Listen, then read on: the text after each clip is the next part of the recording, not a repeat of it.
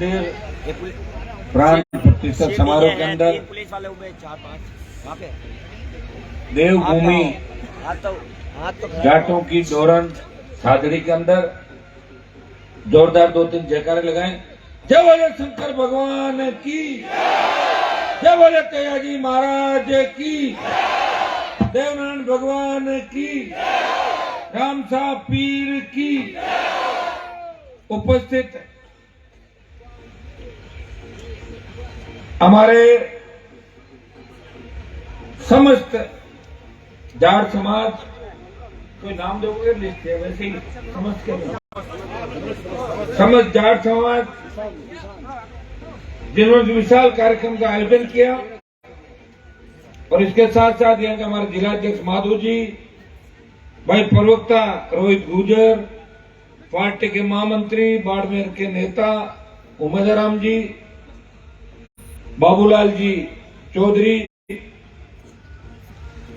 बावड़ी के प्रधान, और हमेशा जोधपुर के अंदर विश्वविद्यालय में नौजवानों की आवाज रहे राजू राम जी खोजा, बिलाड़ा के उप प्रधान संपत जी, भाई हमारे पुखराज जी, सम्मानित मंच, उपस्थित मौजूद बुजुर्गों, नौजवान साथियों, माताओं, बहनों, प्यारे बच्चों, सबसे पहले तो मैं माफी चाहूंगा।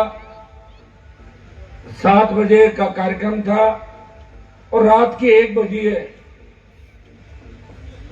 मैं रास्ते में सोच रहा था कि सादड़ी में अगर 1 बजे लोग मिलेंगे तो राजस्थान में बदलाव निश्चित है, और आप 1 बजे राजस्थान के अंदर मिले हो। शायद ये सौभाग्य मुझे ही प्राप्त हुआ है कि हजारों की तादाद के अंदर माताएं बहनें भी उसी जोश के साथ, जिस तरह मेरे छोटे भाई भगत सिंह की भूमिका के अंदर है, ये झांसी की रानी लक्ष्मीबाई बनके भ्रष्टाचार और इस अपराध मुक्त राजस्थान को तैयार करने का बीड़ा इन्होंने उठा लिया है। राजस्थान के नए निर्माण के अंदर ये झांसी की रानी लक्ष्मीबाई की भूमिका नजर आ रही है। मैं इतना ही विश्वास आपको दिलाता हूं, जो इंतजार आपने मेरा किया है, हमेशा किसान कौम को और मेरे समाज के साथ साथ उन तमाम शोषित पीड़ित तबके को जहां भी मेरी आवश्यकता पड़ेगी आगे खड़ा मिलूंगा, पीठ दिखा के नहीं भागूंगा। ये विश्वास मैं आपको दिलाना आज आपके बीच आया हूं। बहुत समय से इच्छा थी, बीच में बाबूलाल जी और नजदीक के ही इलाके के अंदर एक कार्यक्रम में हमें लेके आए थे। कौन सा था? यहाँ होना, खड़े होना, शर्मा क्यों टीपरी के अंदर आए। वहां भी मैं लेट हो गया था, लेकिन फिर भी लोग जमे रहे। तो मैं इनको कह रहा था, मैंने कहा बाबूलाल जी, नागौर और पाली में इतना अंतर है कि हमारे तो 4 घंटे तो मान के ही करते हैं भाई, 4 घंटे लेट तो बैठना ही है, और पाली में कम है। तो इन्होंने मुझे कहा कि अगली बार जब जाट समाज का कार्यक्रम होगा तो आप देखना नागौर से भी ज्यादा ताकत से लोग बैठे रहेंगे। और आज आपने साबित कर दिया, पूरा देश देख रहा है, पूरा प्रदेश देख रहा है।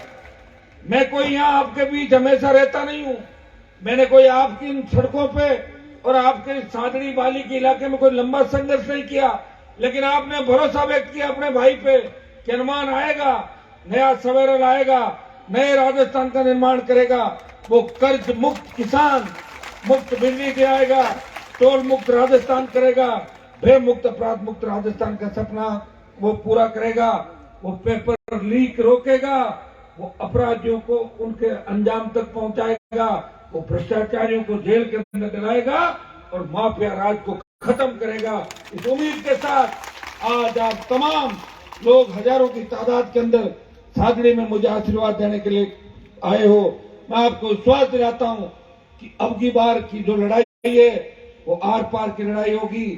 पहले जब मैं लोकसभा के अंदर जाता था तो लोग ये कहते थे कि राजस्थान में बीजेपी की सरकार बन रही है, लेकिन सरदार शहर के उपचुनाव के अंदर जिस तरह राष्ट्रीय लोकतांत्रिक पार्टी ने, राजस्थान के जवानों ने, किसानों ने 40,000 से ज्यादा वोट लेके संदेश दिया देश के अंदर, अब कांग्रेस और भारतीय जनता पार्टी के अलावा भी एक पार्टी राजस्थान के अंदर है, उसका नाम राष्ट्रीय लोकतांत्रिक पार्टी है। भाइयों, मुझे पूरा भरोसा है कि 23 का चुनाव, जो 25 साल का मेरा संघर्ष है, जो आपकी उम्र अरुणाचल प्रदेश या तमाम जगहों पर चले जाओ, मुंबई पुणे तक, वहां मारवाड़ी हर जगह सेवाएं दे रहे हैं और देश और प्रदेश का नाम रोशन कर रहे हैं। एक कहावत भी चलती है कि जहां ना पहुंचे बैलगाड़ी है, जहां ना पहुंचे बैलगाड़ी वहां पहुंचे मारवाड़ी। उसमें अपन सारे लोग आ गए। मारवाड़ी का मतलब उसकी कोई जाति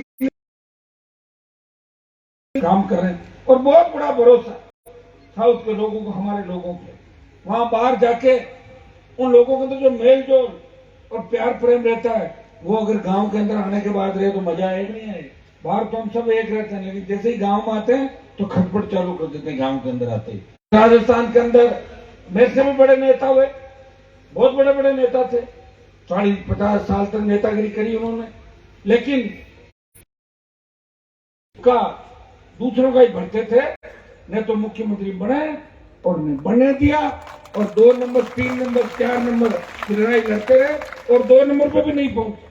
मैं नाम नहीं लेना चाहता उन लोगों का, ज्यादातर का स्वर्गवास हो गया, मैं कहूंगा तो अच्छा नहीं लगेगा, लेकिन दुर्भाग्य है पंजाब के किसानों ने शुरुआत करी, हरियाणा यूपी का किसान सड़क पर आया और मुझे देश के तमाम किसान नेताओं ने कहा, हनुमान जी अगर आप मोदी का साथ छोड़ दो एनडीए के अंदर, मोदी सरकार झुकेगी और तीनों बिल वापस होंगे। मैंने कहा मेरे एनडीए छोड़ने से और सत्ता छोड़ने से अगर किसानों का और मेरी कौम का मान सम्मान बढ़ता है तो मैंने इस NA-8 को जाम किया और सत्ता छोड़ के सड़क पे अपने भाइयों के लिए 70 दिन तक बैठा, लड़ाई लड़ी। उसका परिणाम ये हुआ कि 1000 से ज्यादा किसानों की शहादत के बाद मोदी सरकार झुकी और मोदी के घमंड को अगर देश पर किसी ने तोड़ा तो हमारे समाज के लोगों ने मोदी के घमंड को देश के अंदर चकनाचूर कर दिया। और जो मेरी भूमिका भी थी इस समाज से, तो अगर कोई नेता सड़क पर आया वो हनुमान बेनीवाल ही था, जिसने सत्ता छोड़ के देश के अंदर आपके समाज का मान और सम्मान बढ़ाया और किसान कौम के खातिर सत्ता को ठोकर मारी। अब जवान संकट के अंदर है, सेना को ठेके पे दे दिया, कौन लड़ने जाएगा 4 साल के लिए? कौन से अग्निवीर, कौन सा अग्निपथ? प्रधानमंत्री जी किसान आंदोलन में अपनी हुई हार का बदला लेने के लिए किसान के बेटों के साथ जो अन्याय कर रहे हो बर्दाश्त नहीं होगा। भाइयों, किसान आंदोलन का नेतृत्व तो पंजाब ने किया था, लेकिन अग्निपथ के खिलाफ नौजवानों के आंदोलन का नेतृत्व राजस्थान का जवान करेगा। जोधपुर के अंदर 2 लाख जवानों की रैली करके मोदी को चेतावनी दी कि आप रुक जाएं, हम उसी राजस्थान की धरती से आते हैं जिन्होंने बहुत से लोगों को झुकाया। और ये महाराजा सूरजमल की धरती है, ये वीर तेजाजी महाराज की धरती है, हमारे दिल्ली की तरफ। और मैं आपको विश्वास दिलाता हूं कि मैंने देखा जब अग्निपथ का मामला उठाऊंगा, कांग्रेस सहित कई दल हमारे साथ आएंगे। दुर्भाग्य से एक भी दल ने अग्निपथ की बात नहीं करी हुई, एक ने भी हमारे साथ लड़ाई नहीं लड़ी। अकेला आपका भाई सेना के सम्मान के अंदर तख्ती लेके पार्लियामेंट के अंदर खड़ा रहता है, वो हमेशा आवाज उठाता है कि सेना के सम्मान के अंदर आरएलपी मैदान में इस नारे के साथ। और मैं इस वक्त दिलाता हूं कि जिस तरह पंजाब के आंदोलन का नेतृत्व है, किसान आंदोलन का नेतृत्व पंजाब के किसानों ने किया, अग्निपथ के खिलाफ सेना के सम्मान के आंदोलन का नेतृत्व राजस्थान का किसान का बेटा करेगा, राजस्थान का नौजवान देश के जवानों का नेतृत्व करेगा। आप हिम्मत रखना, वो दिन दूर नहीं, अग्निपथ भी वापस होगा और पुनः प्रधानमंत्री को झुकाएंगे, यह मैं विश्वास आपको दिलाता हूं।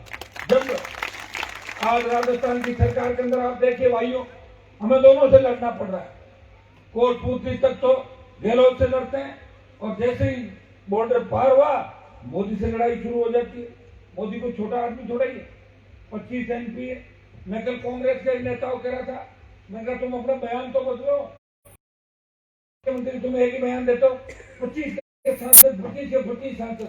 अरे 25 नहीं 24, मैं तो अलग हूँ, मैं तो लड़ रहा हूँ राजस्थान की लड़ाई। गहलोत का बेटा तो पहुंचा नहीं लोकसभा के अंदर, हरा दिया था उसको जोधपुर के अंदर। मैं ही लड़ रहा हूँ राजस्थान की लड़ाई। चाहे ERCP की लड़ाई हो कि राजस्थान को उसके हिस्से का पानी मिले, वो कह रहा है कि राजस्थान में नए उद्योग लगे, स्थानीय लोगों को रोजगार मिले और रिफाइनरी जल्दी से जल्दी लगे। अगर रिफाइनरी का काम पहले चालू हो जाता तो बाड़मेर के अंदर रोजगार के साथ साथ हजारों करोड़ का रेवेन्यू जो गुजरात जा रहा है, वो हमारे तेल का रेवेन्यू राजस्थान को मिलता। किसकी सरकार है? गहलोत की सरकार, वसुंधरा की सरकार। 25 साल हो गए, 98 से 2003 तक हमने तो जब यूनिवर्सिटी का मैं अध्यक्ष था, भाइयों दो ही सरकार देखी है, एक गहलोत की सरकार, दूसरी वसुंधरा की सरकार। इसको भाई बहन की सरकार कह दो या दोस्त फ्रेंडशिप की सरकार कह दो, फ्रेंडशिप की सरकार भी है, भाई बहन की सरकार भी है। अब आप बताएं, एक बार ये एक बार ये, अब कितने समय तक आप इस तरह करते रहोगे? बताओ मुझे, कैसे बदलाव होगा? टोल नाके लोग पूछते हैं टोल कब खत्म होगा? प्रयास कर रहा हूँ, पिछली बार प्रयास किया, 5 लाख बिजली फ्री हुई, स्टेट हाईवे टोल फ्री हुए। अब की बार 2000 यूनिट बिजली फ्री हुई। कौन लड़ाई लड़ रहा है? कांग्रेस बीजेपी के घोषणा पत्र के अंदर कभी फ्री बिजली और टोल मुक्त की बात नहीं होती, कभी मजबूत लोकायुक्त की बात नहीं होती। अगर ये बात कहीं होती है, वो राष्ट्रीय लोकतांत्रिक पार्टी का जवान सड़क पर करता है, उसके तीनों विधायक राजस्थान की विधानसभा के अंदर आपके लिए लड़ते हुए निष्कासित हो जाते हैं। वो एक सांसद जो दिल्ली के अंदर आवाज उठाता है, मेरे राजस्थान, मेरे जवान और मेरे किसान खेतों पर कुठारा काटने वाले दूंगा। भाइयों, एक ही व्यक्ति है जो सड़क पर लड़ रहा है, वो सदन के अंदर लड़ रहा है। मैं विश्वास दिलाता हूं, आप मुझे हिम्मत देना, आप मुझे मजबूती देना। पिछली बार 18 के अंदर जब मैं पार्टी बना के लड़ रहा था, बहुत से इलाकों के अंदर मैंने मेरे समाज के लोगों का ध्यान रखा, शोषित पीड़ित लोगों का ध्यान रखा, मैंने कई जगह उन लोगों का भी ध्यान रखा कि मेरे चुनाव लड़ने से ऐसे किसी व्यक्ति की हार नहीं हो जाए, ताकि उस जगह कोई किसान कौम की सुनने वाला नहीं हो। लेकिन मैंने देख लिया, मदद करने का नतीजा मैंने देख लिया, अंजाम देख लिया। जो राजस्थान की तस्वीर और तकदीर है, उसके अंदर उन लोगों का बहुत बड़ा योगदान है जो हमारे समाज से भी कई लोग आते हैं। आपको उन्हें पहचानना होगा। नई नई दुकानें इस राजस्थान के अंदर हमारे समाज के नाम से खुलेगी। कोई हरियाणा की फ्रेंचाइजी लेके आएगा, कोई उत्तर प्रदेश की फ्रेंचाइजी लेके आएगा। कई मरे हुए गड़े हुए मुर्दे उखाड़ के आपके बीच कई तरह की बातें करेंगे, वो बर्ग लाने की कोशिश करेंगे। कोई अमित शाह का एजेंट होगा, कोई मोदी का एजेंट होगा, कोई गहलोत का एजेंट होगा और कोई पायलट का एजेंट होगा। नौजवानों, मैंने 25 साल मेरा जीवन सत्ता छोड़ के आपके लिए समर्पित किया है।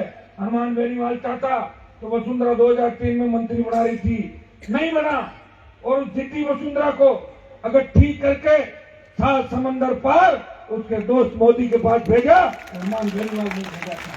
गहलोत का घमंड अगर चूर किया, उसे जादूगरी का खिताब छीना, उसके बेटे को जोधपुर की धरती पर आया, तो परशुराम मगेना के परिवार ने नहीं हराया।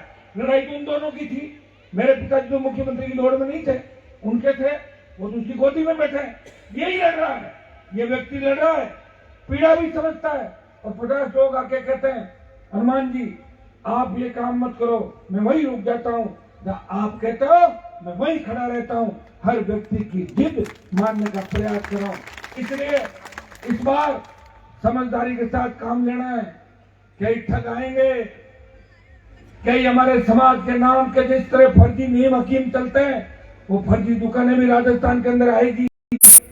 कई तरह की बात करेंगे, आपको उनकी बात सुननी है, लेकिन उनकी टाई टाई फीस भी करनी है। कर दोगे कि नहीं कर दोगे? मेरा तो कुछ नहीं बिगड़ना, मैं तो एमएलए एमपी तो बन जाऊंगा दौड़ के सर पुरा के, लेकिन जब तक कलम हाथ में नहीं आएगी। लोकतंत्र में दो ही व्यक्तियों की चलती है, या तो कलम की ताकत हो, अपने लोगों को भला कर दो, और या जनता की ताकत हो, सरकार को झुका दो। जनता की ताकत से सरकारों को झुकाया है। हुंकार रैलियों के बाद देश में कर्ज माफी के आंदोलन को हवा मिली, टोल मुक्त राजस्थान की देश की बात करी। हो सकता है समय लगे, लेकिन वो दिन दूर नहीं जब दिल्ली की सरकार को भी पूरे देश का टोल फ्री करना होगा, फ्री बिजली देनी होगी, रोजगार देना होगा, लॉकआउट बनाने होंगे। ये काम कौन कर रहा है? एक आदमी जो आवाज उठा रहा है, वीर तेजाजी महाराज के जयकारे के साथ राजस्थान की विधानसभा और देश की सबसे बड़ी पंचायत के अंदर तेजाजी के जयकारे के साथ शुरुआत करी थी। किसान और जवान को जब भी मेरी आवश्यकता पड़ेगी मैं सत्ता छोड़ के उनके साथ रहूंगा। भाइयों, लोग अपनी गाड़ी की अगली सीट नहीं छोड़ते स्कॉर्पियो फॉर्च्यूनर की। मैंने 2003 से लेके 20 साल सत्ता को ठोकर मारी है। मैं भी 15-20 साल मंत्री रह के, जिस तरह हमारे बाड़मेर वाला एक पुराना मंत्री कहता है कि हनुमान जी तो ये, अरे भैया मैंने 1990 में देखा था, मैं तो स्कूल से कॉलेज में आया, तुम ठेला लेके स्टेशन में खड़े रहते थे, वो आप ये खड़े क्यों? कि बोले पॉलिटिकल पापा आने वाले गहलोत साहब।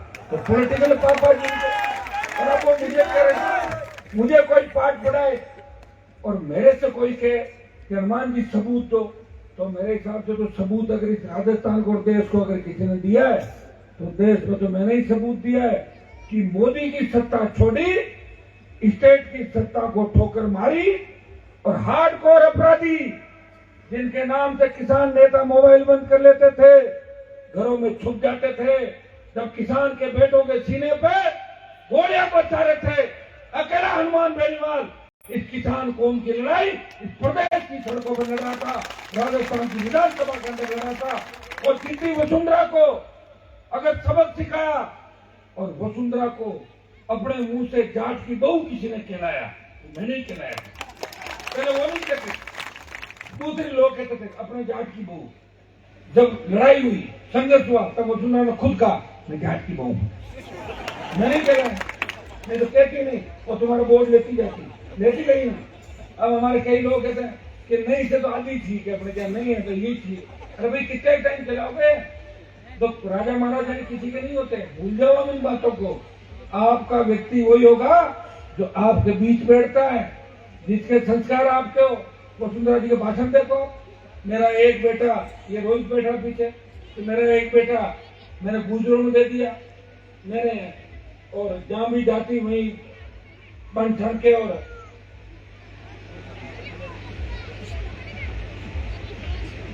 जो समाज दिखा उसी समाज की एक जगह भाषण दे रही थी कि मेरे अगर ज्यादा बच्चे बच्ची होते तो मैं सारे समाजों में दे देती। एक जगह मजाक है, कोई प्रसाद थोड़ी नहीं बांट देती, ये क्या मतलब होगा? सब ये तो एक तरीके से हमारी संस्कृति का बड़ा मजाक हो गया। ये संस्कृति है, आपने मुझे छापा पहनाया, ये संस्कृति है, मुझे इसकी मान सम्मान पगड़ी की लाज रखनी है, ये छापा इस बात का है।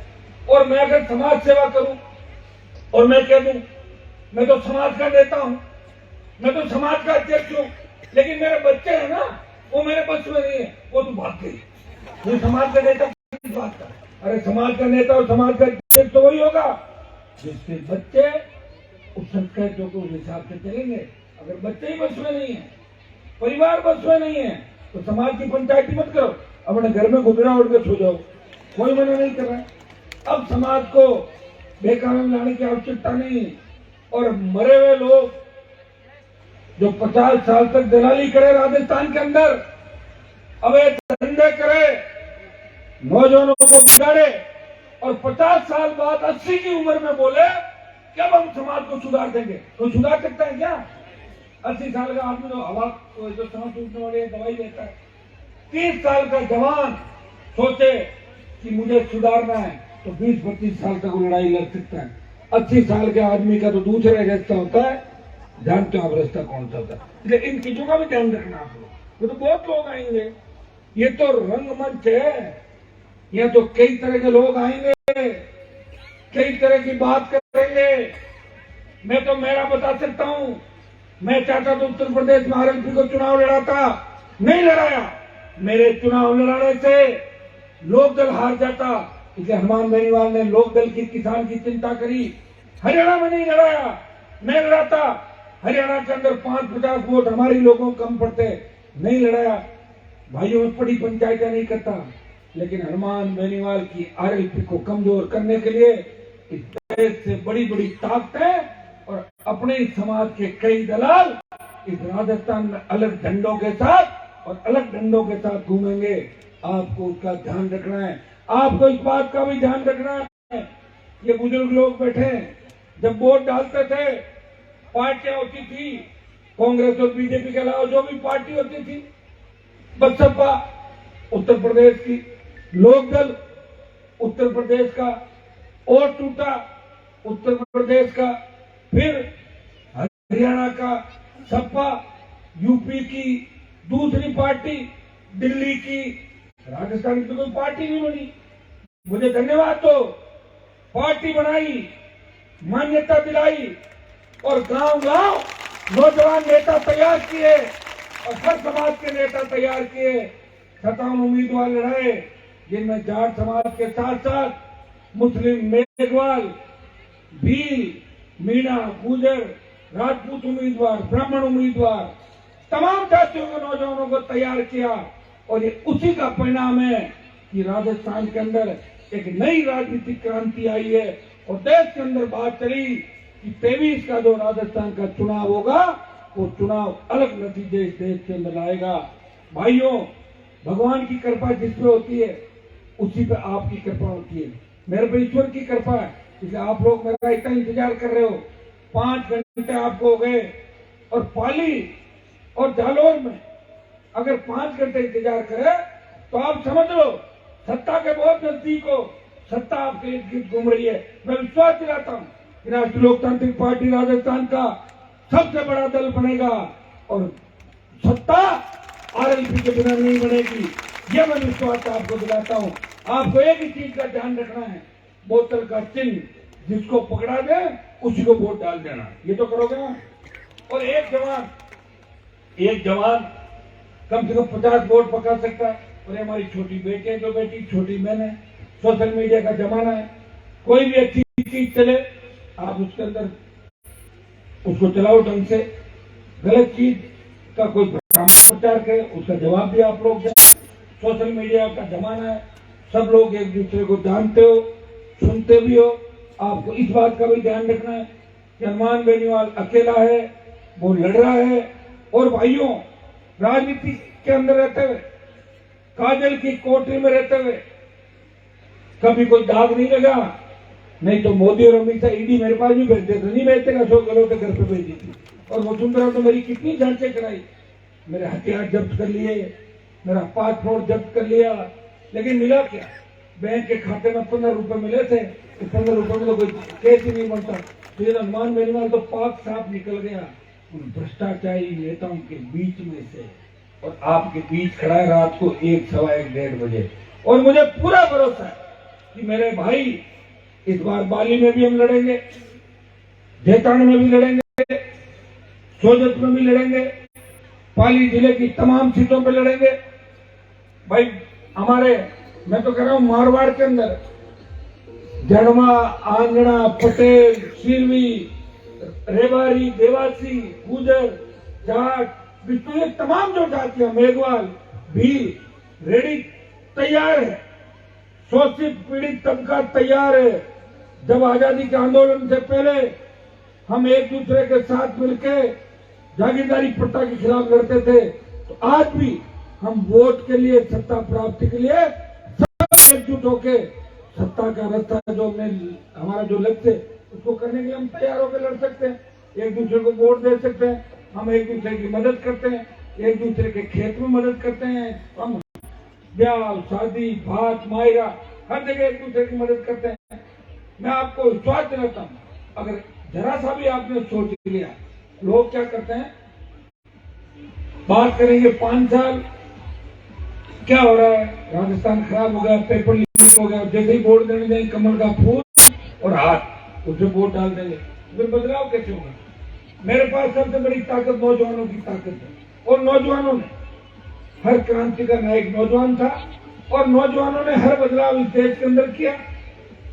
नौजवानों पे पूरा भरोसा, एक नौजवान बहुत लोगों को बदल सकता है, बहुत लोगों की सोच बदल सकता है। एक बेटा और एक बेटी हमारी अगर चाहे तो इस बात को इस तरीके से प्रचारित करे कि हमें राजस्थान को बचाना है। दोनों पार्टियों को देखा, इस बार तीसरा विकल्प राजस्थान के अंदर खड़ा होना चाहिए। मैं विश्वास दिलाता हूँ कि राजस्थान आपके हाथ में होगा, और राजस्थान आपके हाथ में होगा तो फिर आपको इस तरह रात को परेशान होने की आवश्यकता नहीं होगी। अखबार का पहला पन्ना पलटोगे, ऐसी खबर नहीं मिलेगी कि वहाँ गोली मार दी गई, वहाँ महिला पर अत्याचार हो गया, वहाँ बालक की ये हो गया, वहाँ ये हो गया। तब खबरें मिलेगी अच्छी। और विश्वास आप रखें, मैं उन इलाकों का आसपास रहा हूँ, सत्ता में तो नहीं रहा, लेकिन सत्ता जहाँ से केंद्रित होती है उन गलियों में मैं जरूर घूमता हूँ। लोकसभा और विधानसभा की पूरा राजस्थान बदलाव चाहता है। ईस्टर्न राजस्थान से लेकर जहाँ हमारे समाज की संख्या कम है, हाड़ोती अंचल के अंदर, लेकिन वहां भी लोग बदलाव चाहते हैं। वो लोग कहते हैं कि हमें मजबूत नेतृत्व चाहिए। भाइयों, थोड़ी हिम्मत रखो। अब आपके पाली और इलाकों के अंदर भी बड़े प्रदर्शन आंदोलन करेंगे बजरी की रेटों के लिए, जो हमने अभी बालोतरा में किया। बजरी का मामला आपके यहाँ भी बहुत, पाली जिले में भी दिक्कत होगी। 50 रुपए टन की बजरी के 500-550-600 रुपए ठेकेदार लेता है। आगामी 10 दिनों के अंदर 3-4 बड़ी रैलियां और आधा दर्जन रैलियां आगामी दिनों के अंदर राजस्थान में करेंगे। और राजस्थान की जिद्दी सरकार को झुका के बजरी माफिया पे शिकंजा कसाएंगे और बजरी की रेटें कम कराएंगे। और मैं आपको विश्वास दिलाता कि टोल मुक्त राजस्थान का जो सपना है, मैं ये तो नहीं कहता कि एक दिन में टोल माफ करा दूंगा, लेकिन आधा पर्दा हो तो भी ठीक। एक बार स्टेट हाईवे टोल फ्री हो, स्टेट हाईवे टोल फ्री होगा तो नेशनल हाईवे टोल फ्री करने की बात करेंगे, ये भी कराएंगे। महंगाई कैसे कम हो, बजट में स्टेट गवर्नमेंट ने भी खूब घोषणाएं करी। दिल्ली वालों तो राजस्थान को भूल ही गए, कर्नाटक को पैकेज जरूर दिया था, राजस्थान की बात ही नहीं करी। मैं खड़ा होकर बोला, मैंने कहा चुनाव तो राजस्थान में भी है, क्या राजस्थान में आपकी सरकार बनी हुई है? कह रहे 150 आ रही, वहां तो अपने आप ही आ रही है। तो राजस्थान का नाम क्यों नहीं? एक व्यक्ति है जो आपकी आवाज उठा रहा राजस्थान लोकसभा के अंदर कि मेरे राजस्थान के अंदर, पाली के अंदर, जोधपुर के अंदर, तमाम जगह आप मुझे देखते हो लड़ता हुआ, हर वक्त लड़ता हुआ देख रहे हो। और मैं विश्वास दिलाता हूं कि जब तक जान है तब तक मैं लड़ता रहूंगा। अब देखिए, अब ये रात की 1:45, कल शाम को मिलूंगा मैं सूरत में, आपको दिखूंगा 1 लाख लोग सूरत के अंदर। तेजाजी महाराज का कार्यक्रम है, जाट समाज के साथ साथ सर्व समाज का। परसों फिर आऊंगा। 25 साल ऐसे ही निकाल दिए मैंने संघर्ष करते करते करते। अब वो समय आ गया है कि उस संघर्ष का परिणाम निकलना चाहिए। वो संघर्ष इन छोटे भाइयों के काम आए। जहां भी जाते हैं हर व्यक्ति अपनी पीड़ा बताता है। थानेदार, तहसीलदार, देखो किस तरीके से चलता है। देखिए, थाने में जाओगे, थानेदार ऐसे सोचेगा जैसे पता नहीं कैसे वही चला रहा पूरा सिस्टम, या डंडा अलग ही चलेगा। मैं कहता हूं ऐसी व्यवस्था हो कि थाने में गांव का गरीब आदमी जाए, तहसील में जाए, तो थानेदार तहसीलदार खड़ा होकर बोले, बाबा चाय पियोगे, कोल्ड ड्रिंक मंगाऊं? तो ये बताओ, काम की बात बाद में करेंगे। ये कौन व्यवस्था करेगा? वोट आपका, दादागिरी, अपराधी डर नहीं रहे, सीधे लोग थाने के आगे से निकल लो, रिंग में बजा पकड़ लेंगे। कोई डीजे बजता जा रहा, डीजे जब्त कर लो, पुलिस वालों को ठोक ले जाता। अरे डीजे में क्या निकाल रहे हो? पकड़ो ना अपराधियों को। तो पुलिस वालों को गोलियां चला के जा रहे हैं, तो गुस्सा नहीं आता? पोस्टिंग लेने के लिए करना पड़ता, सब प्रयास। आप देखिए कैसी व्यवस्था है।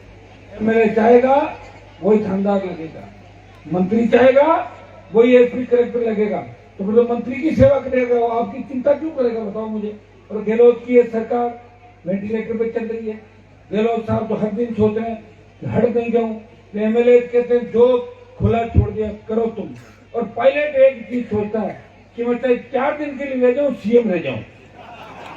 वो कह रहा मेरे बात का सवाल है, मुख्यमंत्री बनना है, और गहलोत कह रहा मैं तेरे को नहीं बनने दूंगा। इन दोनों की लड़ाई के अंदर। और बीजेपी देखिए, बिना दूल्हे की बारात, दूल्हा नहीं बारात जारी है। अरे कहां जाओगे? तोरण कौन मारेगा ये तो बताओ?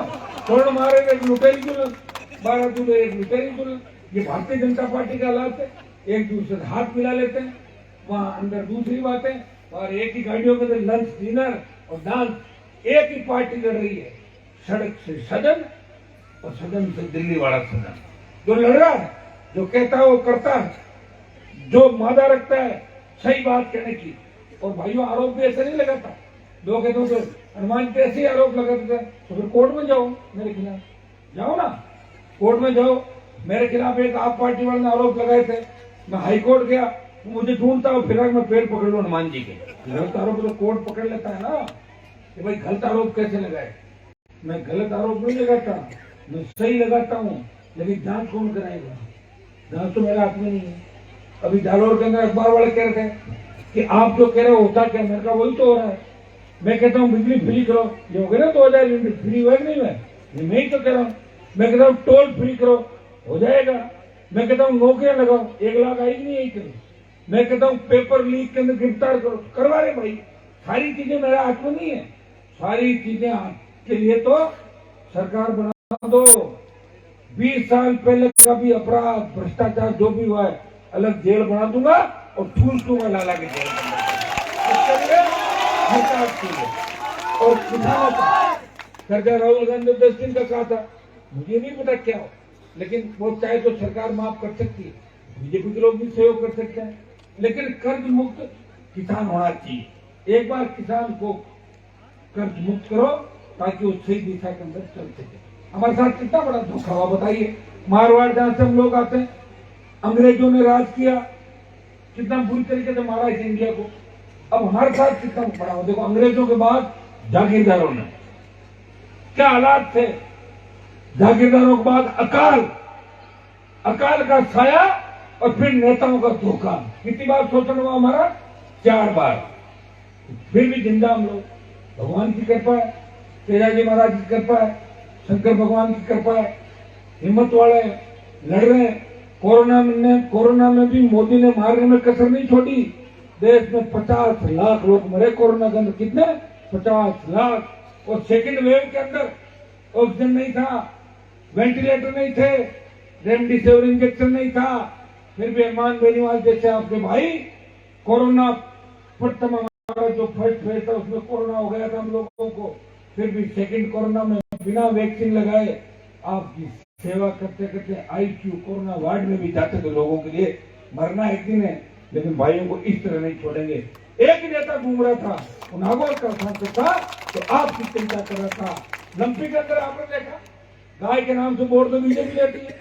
बीजेपी वाले कहते हैं कि गाय तो हमारी है, और जब लंपी आई एक भी भाजपा एमपी नहीं बोला। मैं लोकसभा के अंदर बोला तो पीछे हंस रहे थे, क्या बात करो, लंपी है ही नहीं। तो बहुत ज्यादा कह रहे लंपी आगे चली गई, गाय चली गई। तो तुम कैसे लोग हो? तो गाय के नाम से वोट ले रहे हो, राम के नाम से वोट ले रहे हो, तो जब गाय माता को तो छोड़ो, इसमें ईमानदारी से अपना काम करो। नहीं किया काम, पहले टीका इजाद कर देते, इतनी ज्यादा गाय नहीं मारी जाती राजस्थान के अंदर, देश के अंदर। लेकिन भाइयों चिंता कौन करेगा? हाँ चिंता करते हैं लोग, अपने घर की चिंता करते हैं। मौका लगते ही चौका मार, हजार बड़ा मौका लगा और मारा चौका। और नहीं तो देख लो आप जगह जगह उठा के, मौका नहीं लगे जब तो ईमानदार, और मौका लगते ही मार दो चौका। 100 में से 99 बेईमान, और फिर भी मेरा बातमान है ना। चल रहा नहीं चल रहा? बताओ, चल रहा। हर कोई बेईमानी कर रहा। कई बार तो मैं सोचता हूँ मैं अकेला क्या कर लूंगा, लेकिन फिर नई ऊर्जा मिलती है, आवाज आती है। बाड़मेर के दौरों से, शेखावाटी अंचल से, पाली से, राजसमंद से, हनुमान जी थकना मत, रुकना मत। वो दिन आएगा जब 23 में किसान का बेटा सत्ता में बैठेगा। उस दिन सारा अंधेरा उजाले के अंदर बदल जाएगा। इससे लड़ाई लड़ रहा हूं। मेरे बच्चे कितने छोटे छोटे, आप देखते हो सोशल मीडिया पर 2 दिन से पापा जल्दी आओ, पुलिस जल्दी आओ। कहाँ का है पापा? तो राजस्थान को निकला उसके अंदर। कई बार तो सोचता हूँ शादी नहीं करता तो ठीक था, ज्यादा सेवा करता आप लोगों की, लेकिन वो भी जरूरी थी। नहीं करता तो आप मेरी भी मजाक उड़ाते, तो शादी नहीं करी ऐसे ही घूम गया। तो मैं क्या क्या करूं बताओ? मैं अकेला व्यक्ति हूँ, ऐसे करूं तो ठीक नहीं, और मुझे सेवा आपकी करनी है। देखे बिना खाए पिए, तेल के बिना गाड़ी नहीं चलती ना। मैं चल रहा हूँ बिना तेल के, एक टाइम रोटी, कभी कभार ठीक है कोई बच्चे को तो दे देते हैं, और फिर भी चलता ही रहता हूँ। ये भगवान की कृपा है, और भगवान ने मुझे धरती पे इसलिए भेजा कि मैं पापियों का नाश करूं।